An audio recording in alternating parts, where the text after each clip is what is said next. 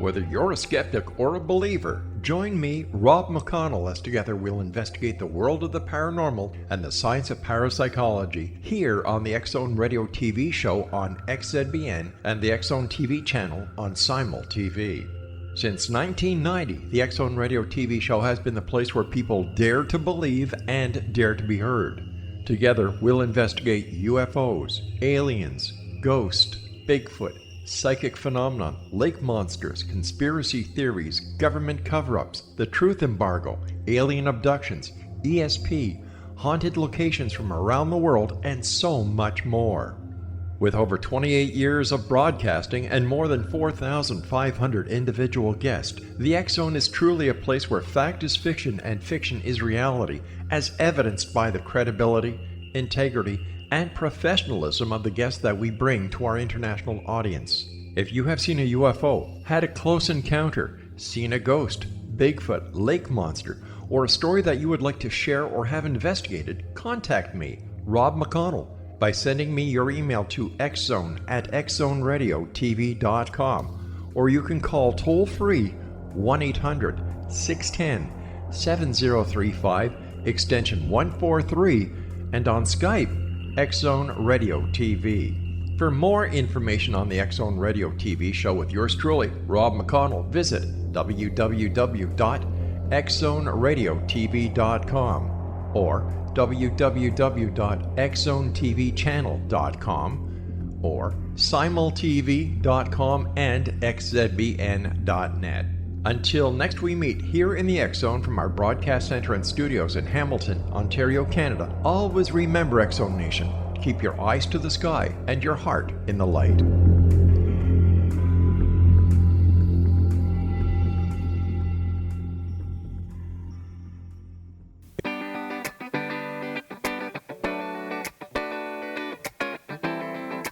Welcome to the Connecting with Coincidence radio show with Dr. Bernie Beitman, MD, bringing together the world's synchronicity experts to help you use meaningful coincidences to develop spiritually, psychologically, and practically. For more information, put Connecting with Coincidence into your web browser to find the book, website, Psychology Today blog, YouTube channel, and Facebook page. And now, here is the host of the Connecting with Coincidence radio show, Dr. Bernie Beitman, MD.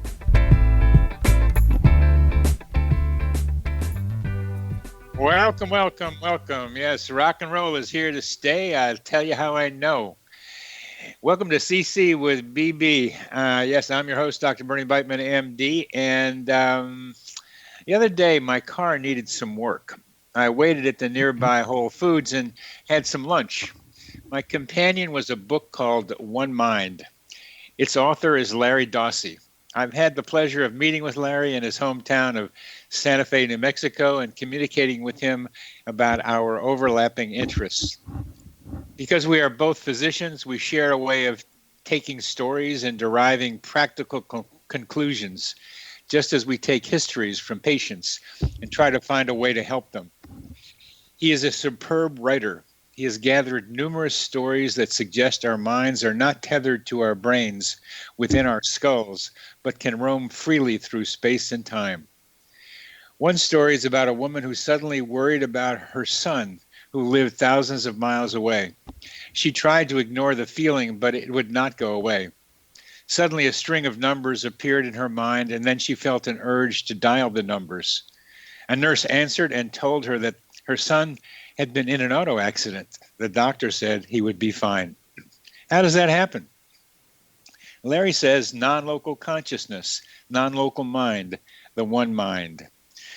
Larry Dossey is an internal medicine physician, former chief of staff of Medical City Dallas Hospital, and former co-chairman of the panel on mind-body interventions, National Center for Complementary and Alternative Medicine at the National Institutes of Health. He is executive editor of the peer-reviewed journal Explorer, the Journal of Science and Healing. He is the author of 13 books on the role of consciousness and spirituality in health, which have been translated into many languages around the world. His most recent book is One Mind, How Our Individual Mind is Part of a Greater Consciousness and Why It Matters. He lectures around the world. Welcome back to the show, Larry. Bernie, it's great to be with you again. Thanks for the invitation. You're very welcome. You've written a lot of stories and gathered a lot of stories about what I call sometimes coincidences that have influenced your ways of thinking about the one mind. Could you tell us some about your own personal experiences with the one mind? They all have to do with my practice of internal medicine and my own personal experiences. Bernie, the first year I was in practice as an internal medicine physician, I had an experience that really changed my way of looking at the nature of consciousness. I had a dream one night, and when I woke, I thought, gosh, this is the most vivid dream I've ever had in my life. I couldn't make head nor tails of it, but it had to do with the son of one of my colleagues at the Dallas Diagnostic Association where I was practicing. And so I saw this child on an examination table, and there was a technician at his head who was trying to do something, to do some sort of test. This is your dream. This is your dream you're describing. This is my dream. And so I thought that this technician was trying to do an EEG, an electroencephalogram, a brainwave tracing, and the kid just went crazy, fighting the technician, screaming, crying, wouldn't cooperate. Finally, the technician threw up her hands and said, "I quit." She turned around and walked away. That was the dream.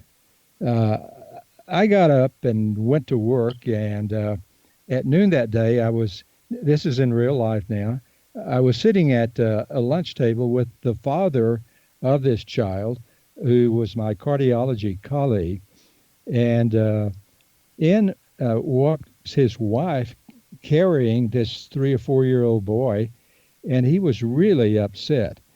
She proceeded to tell her husband, the cardiologist, my dream. I was stunned. It was in perfect detail. And then she left, and I asked my colleague, could I have known that you were going to bring this boy into the hospital and have an EEG done on him? He said, don't be silly. Nobody knew about this. He had a febrile seizure yesterday, and we called the neurologist, who said, bring him in today. Let's do an EEG just to be sure nothing else is going on. I didn't know what to make of this. This thing was played out in my dream in detail. And so I told my colleague about my dream, about his son. And he was shaken up. He knew, and I knew, that unless I was lying, and if this were true, the world worked a heck of a lot differently than we had been taught in medical school and university. He wouldn't talk about this. He was so shaken up by it. He never brought it up again in our relationship. And I knew at that moment that I had tapped into some way of knowing that threatened people. And it was a long time before I felt comfortable about writing about this experience and trying to excavate the meaning of it. I thanks for that story. And it's really relevant to me because a couple of days ago, I had a dream. And this is the first time it's happened to me, where I had a dream that told me something about what was going on at the place that I'm working, but among a couple of colleagues of mine. Uh-huh. It was not as clear as the description you're having, but one of the three colleagues involved told me some of the facts of the circumstance that she knew that confirmed the kind of sense that I had that this was a pretty vivid dream, not as vivid as yours from what it sounds like, but one of those things that just stands out. And I knew there was something to it. Yeah. And she confirmed some of the details that I had felt were there in the dream but couldn't articulate. That was my first one. I was really, I was like glad to have that happen after all these years of studying this stuff. Sure. I see.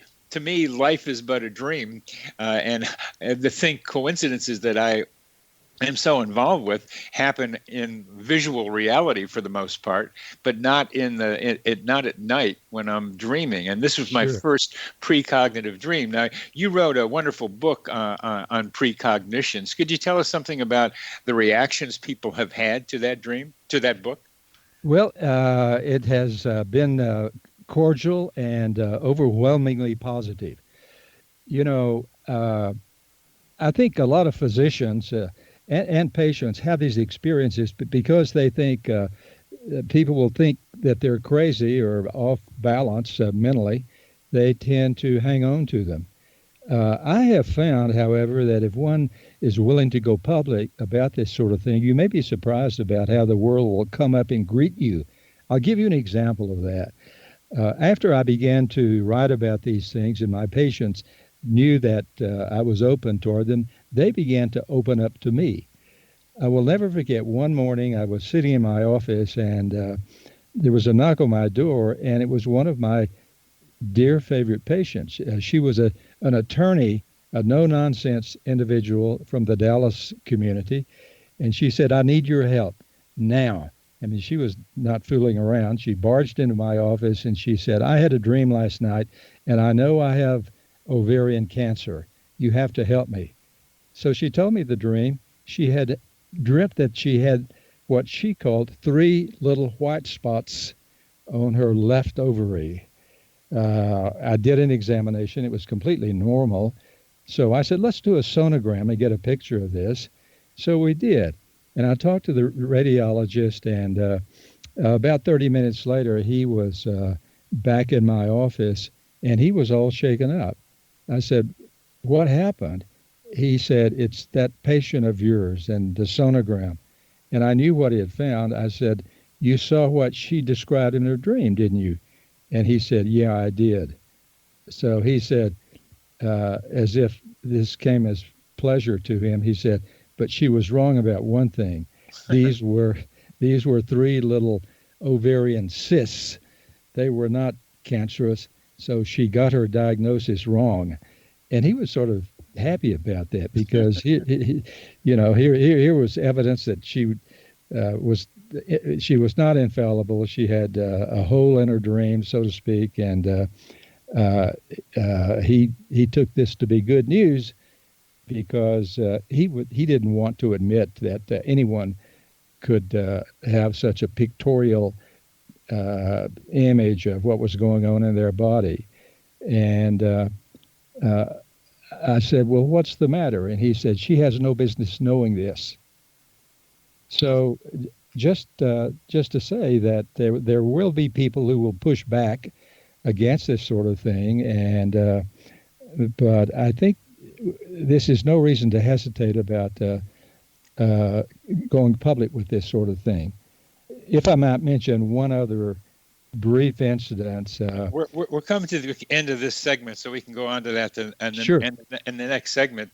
One of the most enjoyable parts of your book, to me, One Mind, is the criticisms you level on the brilliant medical and scientific communities who have to listen to some of the ideas and stories that we tell them. Yes. You're listening to Connecting with Coincidence. I'm your host, Dr. Bernie Beitman, MD.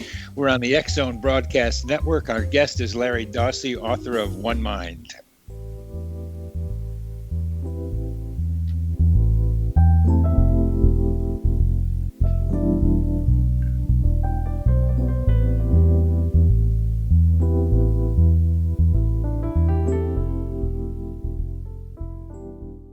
Patty Conklin grew up in Brooktondale, New York with a unique ability. Unlike others, she could see how the vibration of words and emotions affected the physical body. She discovered how to release stored emotion and facilitate healing. This began today's Conklin method of cellular cleansing. The private practice grew with tremendous results, as did her reputation. More and more people sought her out, bringing her into the home for healing. She soon realized she could even teach this to others, and they could shift perception and thus prevent illness from occurring. Patty Conklin quickly became a frequent keynote speaker, and she developed a curriculum for teaching the Conklin method of cellular cleansing. For more information, visit pattyconklin.com. PATTICONKLIN, pattyconklin.com, or call 404-474-0086. That's 404-474-0086.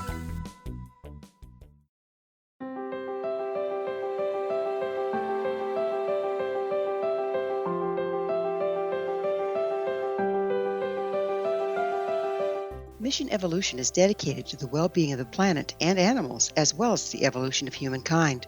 One major factor threatening all three is increasing toxicity. Heavy metals and other environmental toxins are poisoning our bodies, deteriorating our brains, blocking our spiritual connection, and shortening our lives. Yet these poisons are extremely difficult to remove. I'm Gwilda Wiyaka, and I recently became aware of a product created from the marriage of nature and nanotechnology called Vitality.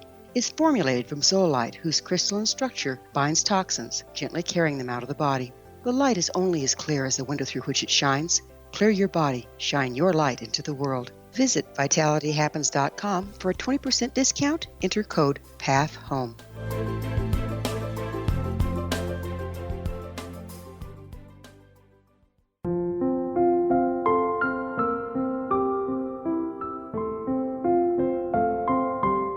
I am Dr. Carl O'Helvey, founder, president of a new cancer foundation focusing on evidence-based physical, mental, and spiritual interventions, including natural cancer cures, prayer, meditation, affirmations, nutrition, and other related holistic cancer prevention and cure modalities. These are used in cancer education, research, and financing care. I ask for your help to continue this important work by donating at www.holisticcancerfoundation.com.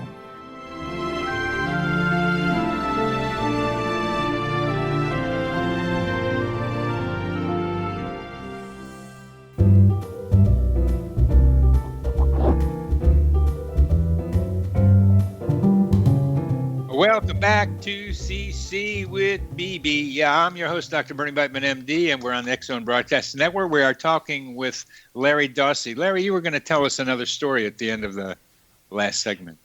Well, what the point I want to make is that although we do bump into a lot of skeptics in medicine, as you well know, toward these sorts of visions and dreams and so on, I think that our profession has a hunger and a real need to go public about this sort of thing. This was brought home to me when I was giving a lecture about 5 years ago to a group of physicians here in Santa Fe, comprised of Harvard-educated doctors. This was sponsored by Harvard Medical School and the University of New Mexico School of Medicine. And they had come here for an update in internal medicine course. Their wives were here and to do a lot of shopping and so on. And I was asked to give a talk about what the program committee wanted to be as something very unusual. So I had just written the book One Mind, and I thought, that's pretty unusual. I'll talk about that. They knew that's what I was going to talk about.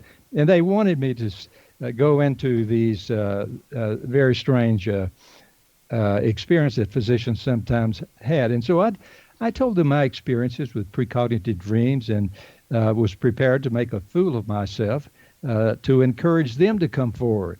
And it worked. In the Q&A session, one female internist got up and she said, well, I get information in dreams. And she said, in my dreams, I see the specific values of my patients' laboratory tests before I even order the test. And she said, this is all in dreams. Well, that sort of shut the audience up. But then these guys started telling me their stories, and one led to another. And all of them started out their recitations by saying, you know, I've never told anybody this in my life, but, and then they would launch into these amazing stories about dream visions and stuff that they were embarrassed to talk about. And this went on for about 30 minutes, and I thought afterwards, what these gentlemen needed was permission to tell their story. And I thought this is one of the best things we can do in this profession, is to give doctors, skeptical doctors, materialistic physicians, the permission to open up and be who they are and tell about their experiences that have been tabooed and banished really from polite conversation in medicine. So it was a learning experience for me to be bolder and to talk about these things and not hold back. Well, I've tried to be able to do that about synchronicity, coincidences, and serendipity.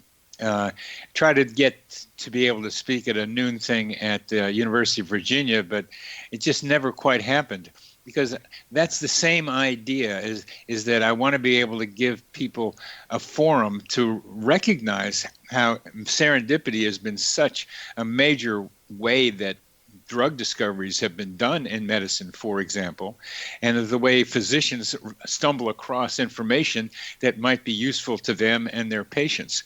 But we aren't allowed to talk about them. But you are getting out there, getting physicians to be able to talk about it. I would like to be able to do something similar with serendipity and synchronicity. Well, I'll bet you that if you just simply put it out there and say, this is what I need and this is what my profession needs also, I'll bet you something will open up. And if I can help facilitate that in any way, Bernie, call on me. I'll keep that in mind. As you were talking about the woman who came in with what turned out to be ovarian cysts, I need your help, I need your help. It reminded me of a story where I was in my office on the 17th floor at the University of Washington, and a surgeon I knew knocked on my door saying, I need your help, I need your help. Oh my gosh. his thing was not a dream, but he went to a conference in a different town, walked into a coffee shop, and there was his high school girlfriend. And they had not quite finished their romance.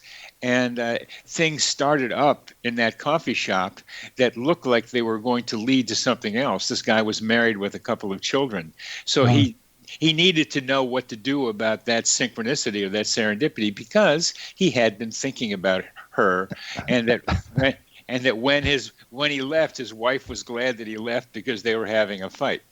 So I just like the image that you're describing. I like comparing how you think with mine and your experiences, because it was the same idea. If somebody opens the door in the medical school and says, I need your help. And they do give you the dream, and they give me the synchronicity thing. And that's part of the fun of all this. It's how we get what we're thinking about.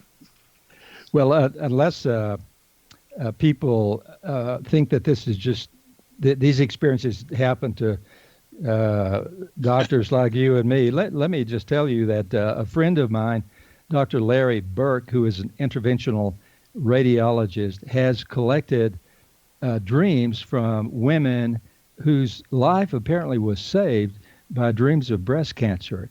And this is an astonishing piece of work. The name of the book is Dreams That Can Save Your Life, Early Warning Signs of Cancer and Other Diseases. And the author is Dr. Larry Burke, B-U-R-K. And this is an eye-opener. What this tells me is that we're talking about life and death issues here. I mean, these are not little quirky stories that you can laugh at and have fun with and forget the next day. These are visions that come to people and revealing to them that they have definite health problems and they better do something about it, such as have a mammogram or go see the doctor for an exam and so on.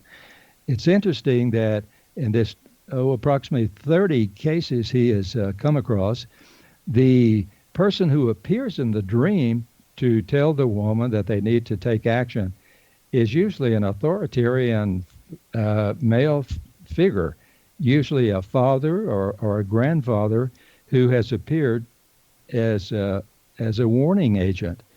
And it's an absolutely fabulous collection of actual stories which show that we're not fooling around when we talk about these dream visions. They can actually save people's lives. Very good. Very good.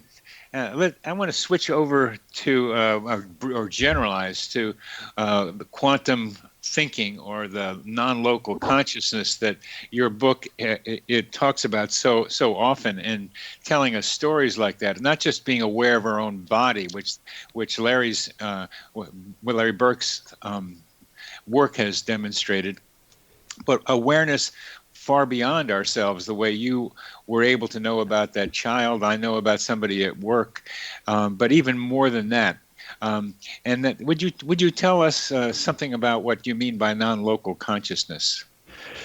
Well, I have to admit that people in my business who try to philosophize and understand these things use consciousness and mind in different ways. The way I use it tends to be the majority view. We look at mind as the mental side of our awareness. It has to do with things that we experience, intuitions and visions and belief systems. It's the stuff of the mind. But deep to this, I see is consciousness. Consciousness is what makes mind possible. It is the umbrella under which the mental fits. Consciousness is fundamental. It is not produced by the brain, and it's not located in a specific spot, such as the brain or the body, or even to the present. Now, people who stumble across this idea of consciousness can be baffled by it. Why on earth would you think these things? Well, the examples we've given are part of the reason why. We can know things that have not yet happened. We can know things at a distance. Our consciousness can do things that our brain cannot do. Besides that, besides experiences, there are a host of experiments now which number in the thousands that have to do with the ability of consciousness to apprehend things that you have no business knowing. There are several categories of these experiments, such as remote viewing, presentiment experiments, precognition, knowing things ahead of time, abilities to affect the output of random number generators. There are several other experiments and categories that fall into this experimental arena. So when we talk about non-local consciousness, we're just talking about consciousness that is not localized to the brain or the body or even to the present. So an understanding of how we function mentally has to take into account all of these things that people sometimes may think are a little goofy and rare, but if you unpack them, they are not rare at all. I think this is what these experiences with these doctors at conferences and so on that have to do about how we assess our own consciousness. Yes. Coming to the end of this segment, I like the way you separate experimental from experiential. It's a nice way of being clear about the difference. And much of what you talk about in the book and just now is getting information in anomalous ways. And I want to continue that question in our next segment. You're listening to Connecting with Coincidence. I'm your host, Dr. Bernie Beitman, MD, on the X-Zone Broadcast Network. Our guest is Larry Dossey, author of One Mind.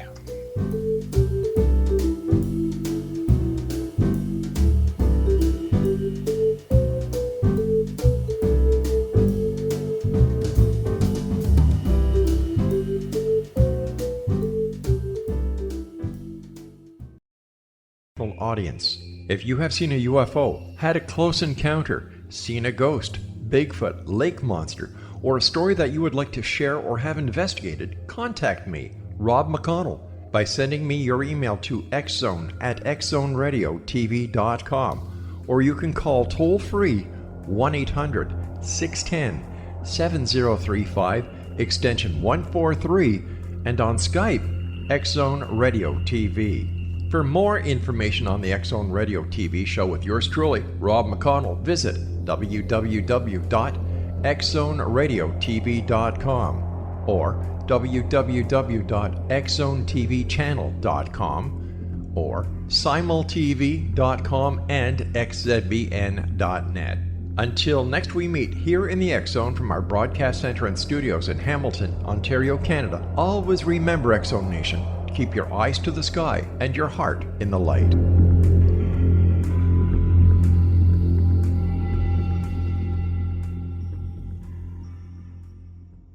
Join Patty Conklin and Healing Within Radio each week. More than entertainment, Healing Within offers educational, useful tools for everyday life. Listen for help overcoming fear, anxiety, and depression.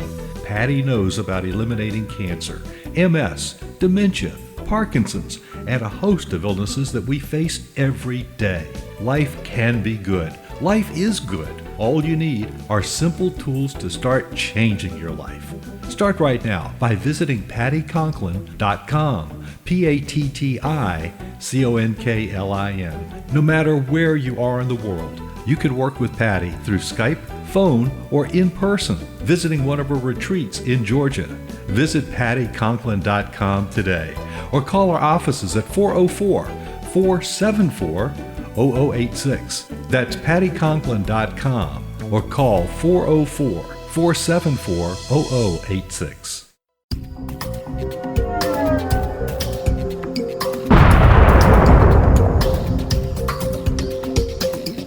Coming soon to the X Zone Broadcast Network is A Different Perspective with me, Kevin Randall, as your host. We'll be taking a close look at what is happening in the world of UFOs today with side trips into the paranormal. Guests will range from those who are household names to those who have a different perspective on a variety of topics. No topic will be taboo, but there will be tough questions asked as we all search for the truth about UFOs, the paranormal, and those things that excite us. Sometimes we'll agree with a guest and sometimes we won't, but we'll try to keep the program topical. For those of you who would like to read, be sure to visit www.kevinrandall.blogspot.com and remember to listen to the other fine programs on the X Zone Broadcast Network at www.xzbn.net.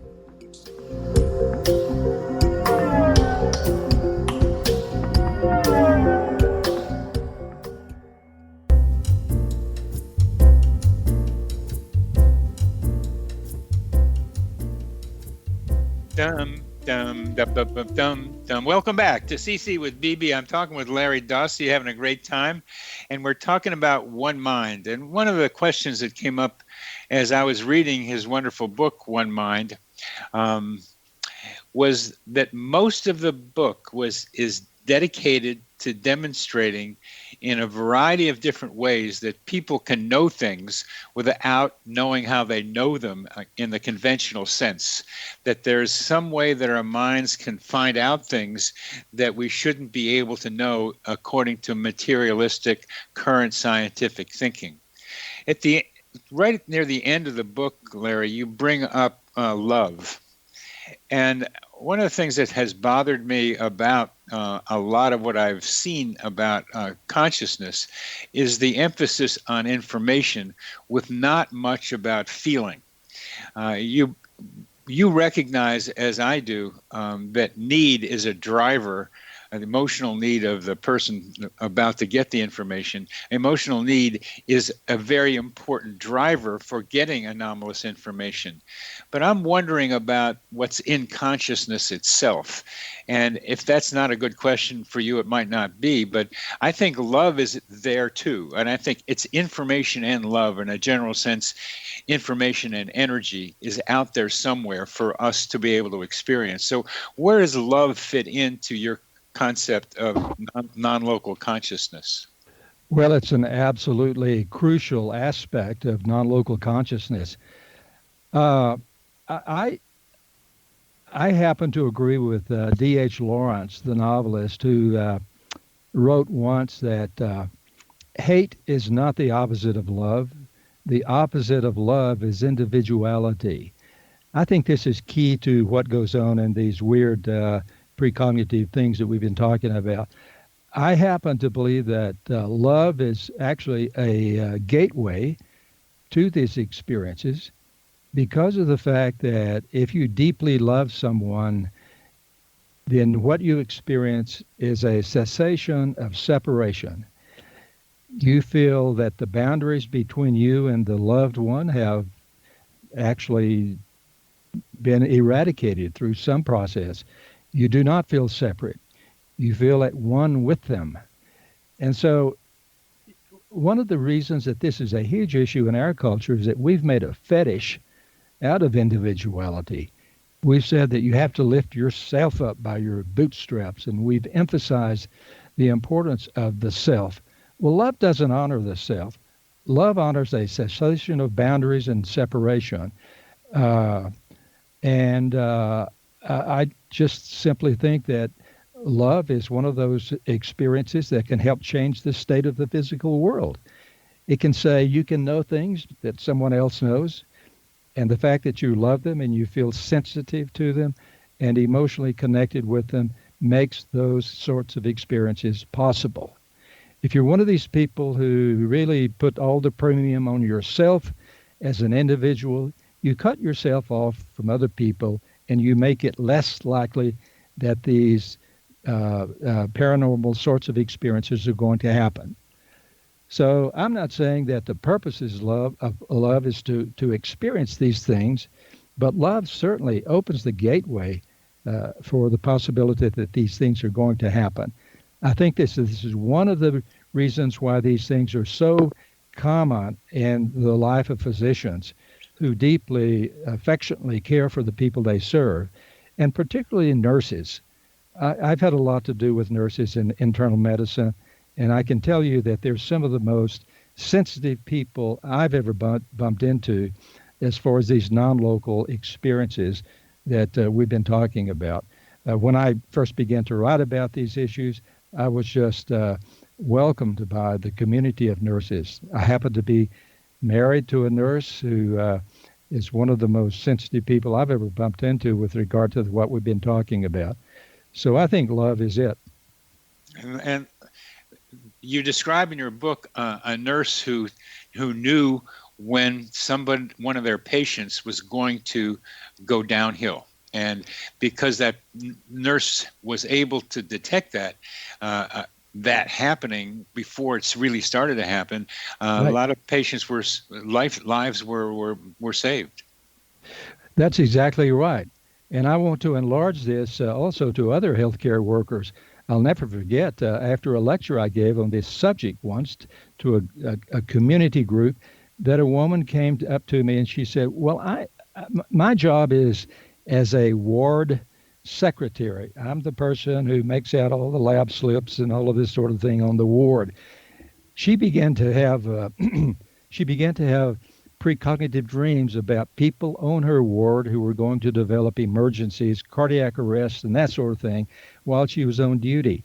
She knew that she was only a ward secretary and nobody would take her seriously. So she found a friend, a single nurse who also believed in this sort of thing.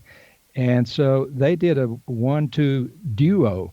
The ward secretary, after one of these precognitive dreams, would reveal her dream to the nurse who was sympathetic, who then would take action to pay particular attention to the patient on the ward who was seen in the dream of the ward secretary. So there are all sorts of weird coalitions that develop in hospitals to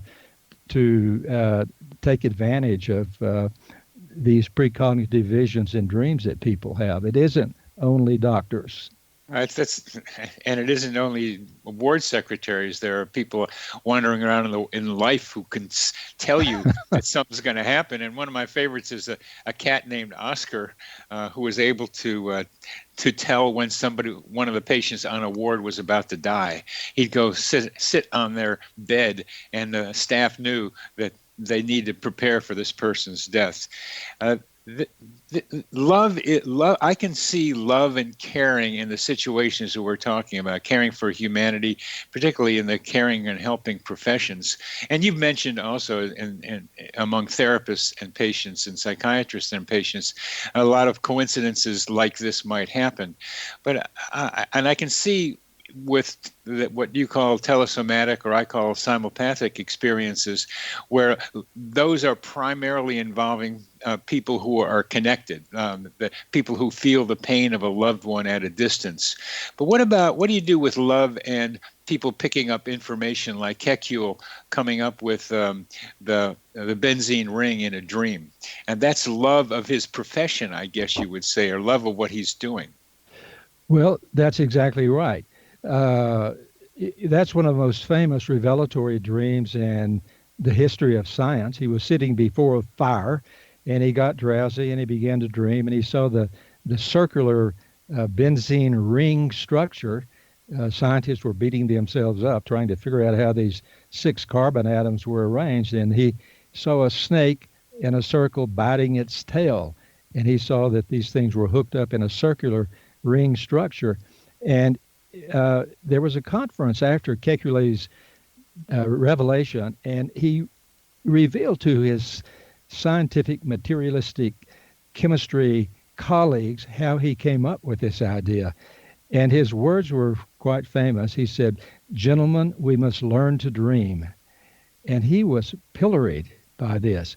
His skeptical colleagues thought that this would disgrace the community of chemists, and they said they hated this experience of his because scientists just don't dream things up. So I think Kekule, I think his experience won the day because we still talk about it. It's part of the lore of scientific discovery. And by now, he obviously isn't the only person who made discoveries through dreams. I mean, there could be a very long list. That story got me much more a believer in archetypes, because the snake eating its tail is an archetype that's been around for many centuries. Right. And so he was able to dream with an archetype that was able to set up his understanding of a modern chemist for then a modern chemical question. That was really cool. But what do you think about archetypes and their places or part of non-local consciousness? Well, I think they are one of the organizing principles of human consciousness. They are pretty much unconscious. We don't know when they're doing their work on us, but I think, as Jung clearly showed, that these are patterns in human thought that are go back to the earliest origins of humanity, and they're so fundamental that we can't get away from them. I mean, you can deny archetypes, but you just become more susceptible to them the more you deny them. So I think it. My question here is the relationship between archetypes and non-local consciousness. Yes. Well, archetypes are non-local, I think, by definition. They are part and parcel of the legacy of humanity, regardless of the time in our history that they appear. They're not localized to specific points in time or to space, and this is basically what we mean by a non-local event. I see. They are someplace. I mean, they exist somehow, and that's what I tend to think of them as a thing, a pattern that is there someplace, even though Yes. it's not in a particular place. And that's the trouble with it. They're all over the place. But we've come into the end of this segment. You're listening to Connecting with Coincidence. I'm your host, Dr. Bernie Beitman, MD, on the X-Zone Broadcast Network. Our guest is Larry Dossey, the author of One Mind.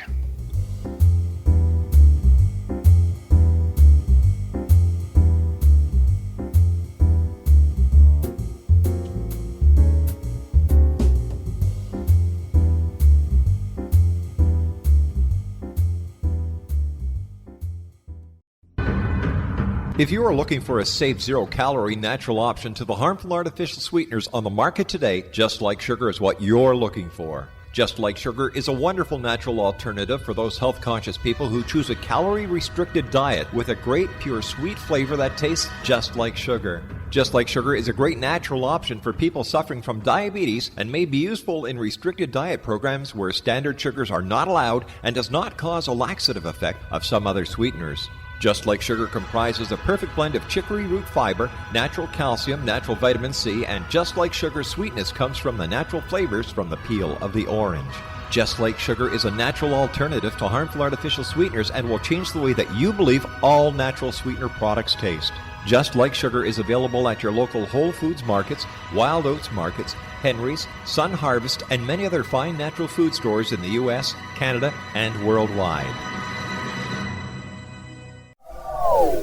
They are here, and they've been here for thousands of years, making their presence known in the shadows. They might be seen by a lonely motorist on a deserted road late at night, or by a frightened and confused husband in the bedroom he is sharing with his wife. But who are they? What do they want? Why are they here? Perhaps most concerning, has the government been aware of their presence all along? The new book by Ellie Marzulli, UFO Disclosure, the 70-year cover-up exposed, delves into the world of UFOs. Can full disclosure be soon? Order now and receive a free hour and 37-minute DVD on the UFO phenomenon. UFOs are real. Get both the book and the DVD, a $40 value, for only $19.99. To order your book and DVD today, go to lamarzulli.net. That's LAMARZULLI.net. You have heard of the X Zone? Now watch it on Simul TV, plus 500 video games, live TV channels, free video on demand, worldwide, and more. Does this sound like tomorrow's television? Well, it is, but you can have it today, right now. It is Simul TV. Simul TV offers what the others only wish they could provide. 15 exclusive channels like X Zone, sci-fi, and horror. We are worldwide. No other provider offers that. 500 built-in video games. No need to have an extra expensive system. We have them included. Free video on demand. Live streaming events from around the world, interactive online network, and much more. Tomorrow's TV today. Simul TV. Sound too good to be true? Well, it's not. You can have Simul TV today. Sign up at simultv.com. Do it today.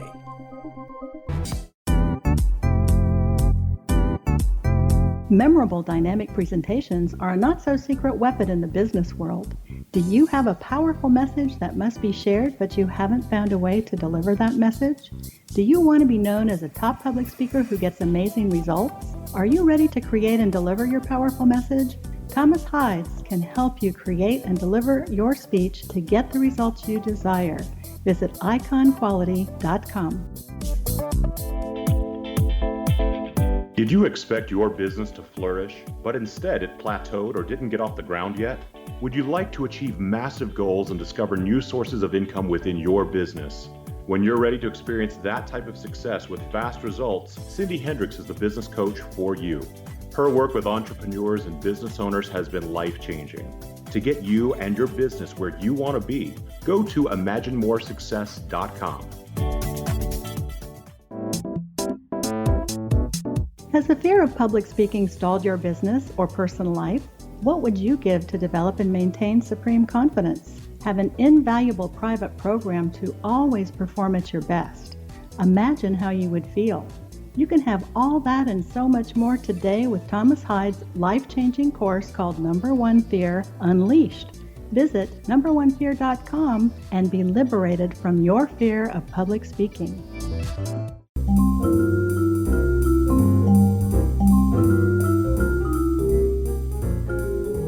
Yes, welcome back. Welcome back to CC with BB. I'm your host, Dr. Bernie Beitman, MD. We're talking with Larry Dossey about archetypes, and we run into this funny set of words that archetypes are everywhere but nowhere.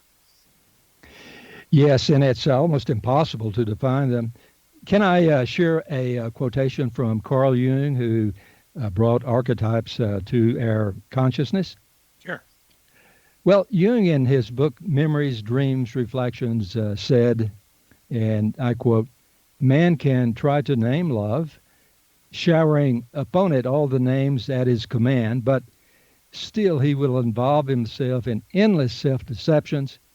If he possesses a grain of wisdom, he will lay down his arms and name the unknown by the more unknown, by the name of God. And Bernie, one of the things that I always heard growing up is this euphemism that God is love. And I just always thought that was pretty talk from ministers and so on. And it was all religious stuff and had no relationship to average everyday life. I've changed my mind about that. I think this business of love is a gateway to the transcendent. And I think that the transcendent is non-local, and that love, by working through the transcendent, opens us up to these non-local visions and apprehensions that just don't come to us in our average everyday mind. And it can be love in any kind of direction. Love of information. Absolutely. Is a driver in here, and I think love and need are now related to each other. That if I have that need seems to drive finding out information that's necessary, and sometimes that need, I don't know, how would you put need and love together? Because need and love have something each to do with creating some of these experiences. Well, I think we can get a hint by looking at how love and these visions sort of intertwine in people's experience. And I would go back to Larry Burke's collection of women who have had dreams that something was going wrong in their breast and had a mammogram, and it proved to be an early cancer, and they were okay because it was dealt with early. These revelations come to women generally through an avenue of love. The reason I say that is the person who usually appears in the dream is a dear loved one in these women's experiences. It is usually a father or a grandfather who the woman was extremely close to. And so this is a loving character appearing through the power of love in a dream to reveal information that saves a life. I don't know any more vivid example of the power of love to inform people in a way that saves their life and helps them to survive. And so I think we can say that love is a survival factor. It serves a survival function in the history of humanity. I'm not just making this up out of people's experiences. There is profound evidence now from studies of thousands of individuals that loneliness and the lack of love is a huge risk factor for early death and illness. So love has a survival function. I'm not just saying this metaphorically. It can literally be shown to be life-saving. So I hope people don't think that we're just dwelling in poetry and nice talk and metaphors when we talk about the importance and necessity of love in survival and health. That's very well stated. I'm still also thinking about love and information gathering, because most of the stories you have in your book are about getting information in anomalous ways, like remote viewing is one example. Right. Another is savants who come up with amazing pieces of information. A mathematical genius from India wasn't a savant in the old sense, but somehow was able to come up with information that pushed mathematics ahead without having read much mathematics. This is, for him, it might have been love of mathematics, but what about people who know the dates, who know dates and times and of anniversaries and holidays and stuff back and forth for thousands of years? What about the people who have that kind of information capacity? Well, I think this is one of the clearest examples of the non-local nature of consciousness. I mean, to us, looking on at these savants who are able to do this, we just scratch our heads. There is no explanation in terms of brain function how this could even be possible. But if we switch to a new way of looking at consciousness, as non-local, that is to say, without any boundaries whatsoever in space or time, then it becomes axiomatic. You would predict that people would be able to do this if they tap into that form of knowing. And that's why I make such a big deal out of this business of non-local mind. It gives us the only explanation that we have for some experiences such as you've just brought out. A savant who, if you tell him, name me the day of the week that the 11th of December fell on in 1783, they don't even have to think about it. They can say, oh, that was a Tuesday or whatever. And they're right. How do they do this? Not through any brain mechanism that has ever been discovered. I think we should pay more attention to these savants, which you very wisely brought up. Yes, because we have those capacities within us as well. And that's so much of what your book is about. And what I am trying to say about coincidences is that they illustrate potentials within us that we don't know we have and probably did have at one time. And as we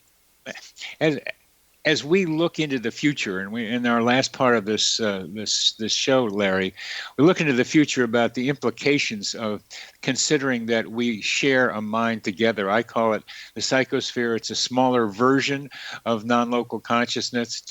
It's localized, generally speaking, to Earth, and time and space are fluid in the psychosphere, but not in the universe. And no matter how we think about this mind thing, we are all part of one mind in some form or another. And that has great implications for the future of the planet and the survival of humanity. What would you say about that? Well, I think that is a key to survival. If you look at the biographies of people who have been able to actualize this non-local awareness and this loving approach in their lives, you find that these people have a sensitive, keen appreciation for not just humanity, but for all of life on Earth. These people tend to be extremely sensitive as far as the environment is concerned. People who are not able to access this non-locality of consciousness and this loving approach to all of life on Earth tend to be possessed of greed and possessiveness without much awareness at all that this fosters the degradation of the species and the ruination of the environment. You know, if we lose the environment, it really isn't going to matter much how much money you have. So a larger scope, a larger appreciation comes into existence when people tap into this non-locality. The same thing happens when people emerge from near-death experiences, which are usually characterized by a profound sense of love and connection with all there is. These people come back immersed, having been immersed in love and connectivity and unity with all there is. I just want to say that if we were to experience ways of uniting with this sense, then the fate of our species would be much more secure than it is in now. Well, we need a more aggressive way of getting this information out, is my opinion right now. That it's very good to have it in a lots of people growing together and having near-death or experiences like near death and ones that approximate it.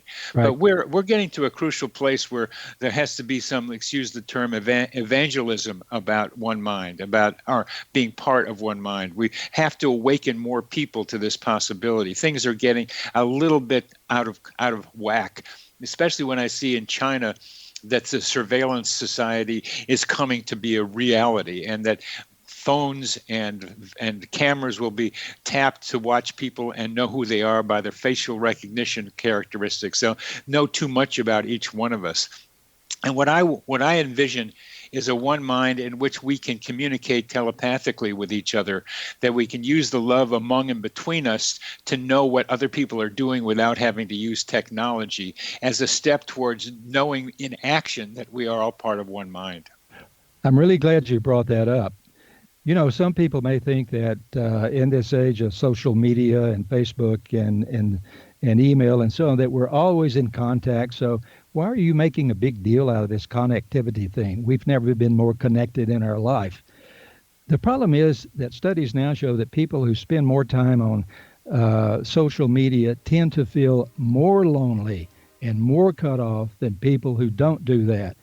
So it's sort of a boomerang thing. The more people rely on social media, the more they deny themselves face time with other people. And so it's not surprising that people who are addicted to social media feel more lonely, more cut off, and more isolated than people who don't do that. So we're coming to the end of this, and I think there's still more for us to be talking about here about one mind and technology. There's a lot that has to be discussed and planned about for the future. Yes. Thanks, Larry, very much for being on the show. Thanks, Bernie. You've been listening to Connecting with Coincidence. I'm your host, Dr. Bernie Beitman, on the X Zone Broadcast Network. We've been talking with Larry Dossey.